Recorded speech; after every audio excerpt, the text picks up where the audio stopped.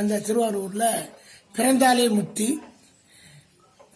அப்படி பிறக்கும் பொழுது மறுபிறப்பே கிடையாது அந்த ஜனங்களுக்கு. அப்புறம் இங்கே பிறந்த பிறகு அவள் ஏன் இந்த ஊரில் பிறந்தா அவள் ஏன் மறுபிறப்பு கிடையாதுன்னு கேட்குறா. கேட்கும் பொழுது இந்த ஊரில் இந்த க்ஷேத்திரத்தில் பிறந்த மறுபிறப்பு கிடையாதுங்கிறதுக்காக ஒரு அடையாளத்துக்காக செங்கநீர் பூன்னு ஒரு பூ இருக்கு. அந்த பூ இந்த ஊரில் மட்டும்தான் பூக்கும். இது காஞ்சி பெரியவா வச்சா, அமெரிக்காக்கார வச்சா, ஜப்பான் வேற வச்சா, எல்லாரும் பெரிய அம்மையார் ஜெயலலிதா அம்மா வச்சு பார்த்தாங்க கொரோனாட்டில். அந்த பூ பூக்களை அப்பேற்பட்ட பூ செங்கனி பூ.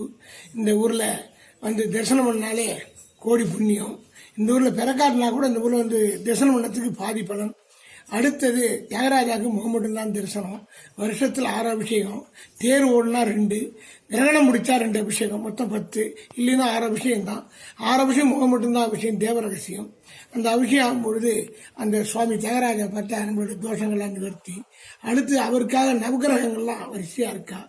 ஞாயிறு, திங்கள், செவ்வாய், புதன், வியாழன், வெள்ளி, சனி, பாம்பு 2 3 நேரம் வரிசையெல்லாம் இருக்கா. அப்ப உலகத்தை நாளை குறிச்சதே திருவாரூர், ஞாயிறு திங்கள்னு.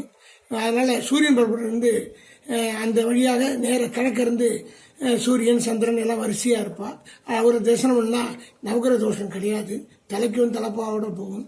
அடுத்து ருணகரேஸ்வரன் சிவன் இருக்கார். மனிதனுடைய பிராபலம் பூரா நிவர்த்தி, கடன், வியாதி, தொழில், பிசினஸ் இதெல்லாம் இருக்கிறது, மனித பிரச்சனைகள்லாம் நிவர்த்தி. அப்படி சுற்றி வரும்போது அம்பாளை கொடிமரம் தரிசனம் பண்ணிட்டு வரும்பொழுது துர்கா ரொம்ப விசேஷம். தசரத மகாராஜாவோட தகப்பனார் மகாராஜா சிவருமான் கூட்டு இந்த உலகத்தெல்லாம் ஆண்டுவா, பரிபாலனம் பண்ணிடுவான்னு சொன்னார்.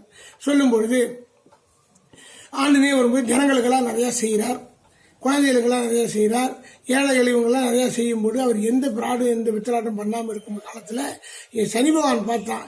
என்னத்தை இருந்தாலும் பூலோகத்தில் போகிற அத்தனை பேருக்கு சனி பகவான் பிடிக்க தான் செய்வான். ஏழாட்டாம் தேதி கோயில் குளத்துக்கு வந்தால் ஒரு 1/4 பங்கு தான் செய்வானதை, முக்காவும் பிடிக்க மாட்டான். அப்பேற்பட்ட கோயில் இது. அப்படி வரும்பொழுது என்னடா செய்யலாம், ஒரு நல்லதே செஞ்சுக்கிட்டு இருக்காரு, என்னடா செய்யலான்னு பார்க்கும்போது 50 வருஷம் ஆண்டார் இந்த உலகத்தை. இந்த உலகம் ஆளும் பொழுது கடைசி நேரம் தனக்கு 7ஆம் தேதி, ஒய்ஃபுக்கு 10ல் குரு, அர்த்தாட்டம சனி, அஷ்டம சனி எல்லாம் அந்த அண்ணன் இவருக்கு என்ன பண்ணார், ஒரு 7 மகாராஜா கூப்பிட்டு சனி பகவான் ஜெயிக்க வச்சுட்டான். இவர் தோத்துட்டார். அப்போ தன் குருவை போய் பார்க்கிறார் வசிஷ்டரை. சிவருமானை பார்த்துட்டு வரும்போது திருவாரூர் வந்து நீ ராகுகாலத்து இருக்கின்றது அந்த அம்பாலை வழிபடு, உனக்கு அந்த ராஜ்யம் கிடைக்கும் அப்படிங்கிறார். இங்கே வந்து அம்பாலை வழிபட்டு எல்லாம் பண்ணி செவ்வரளி பூ சாத்தி, இளஞ்சு மாலை சாத்தி அம்பாலை ராகுகாலத்தை வழிபட்ட உடனே அந்த கைலாசத்தில் 18 சித்தர்லாம் கிடையாது. கைலாசத்தில் ஸ்ரீலஸ்ரீ ஞானசந்த முனிவர் இருக்கார், அவரை போய் பார் அப்படின்னார். அவர் ஓடி வர்றார். திருவாரூர் ஓடி வந்து அஜமகாராஜாவுக்கு பக்கத்திலே இருந்து 10 பண் பாடுறார். அதில் 5வது பாடல் பாடும்போது அந்த ராஜ்யம் கிடைக்குது.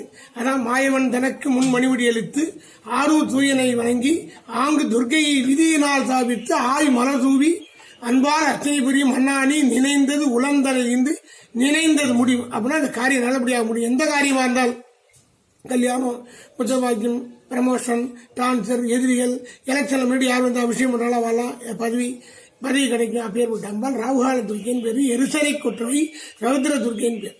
அப்பேற்பட்ட அம்பாள் திருவாரூர் இருக்கு.